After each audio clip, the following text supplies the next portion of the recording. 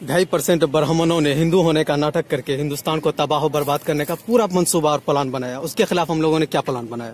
देखिए, सवाल ये पैदा हो 2.5% ब्राह्मणों का सवाल नहीं है, एक मिजाज यहूदी नस्ल ब्राह्मण है, वो फ्यूडल वो है, मिजाज है, और देश की फिरका परस्तों ने मिजाज बनाया है। हम किसी जात बिरादरी को नहीं कहेंगे, फिरका परस्तों ने, कुछ ऐसे मुट्ठी भर लोग हैं जो लोग इस मुल्क में जात की, पात की, मजहब की जुनून पैदा करके राजनीति रोटी सेकना चाहते हैं।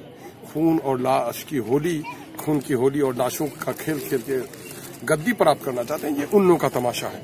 ये बात तो बैद नहीं है, बल्कि ये बात बिल्कुल दुरुस्त है कि मुल्क के संजीदा और सेक्युलर लोगों की गफलत के नतीजे में इन फासिस्ट पोतों को आज आगे बढ़ने का मौका मिला है और आज ये बुरे दिन हमको देखने पड़ रहे हैं। लेकिन अब मैं समझता हूं कि देर ही से सही हिंदुस्तान के आम आवाम सब जग चुके हैं और इंशाअल्लाह इन जालिमों के खिलाफ अब सफारा हो रहे हैं। इन जालिमों का खात्मा होगा।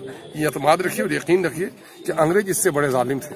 अगर उसके गर्दन पर हाथ रखकर लोगों ने देश से बाहर किया है तो इन देसी जालिमों को भी गद्दी से लोग उतार कर दम देंगे।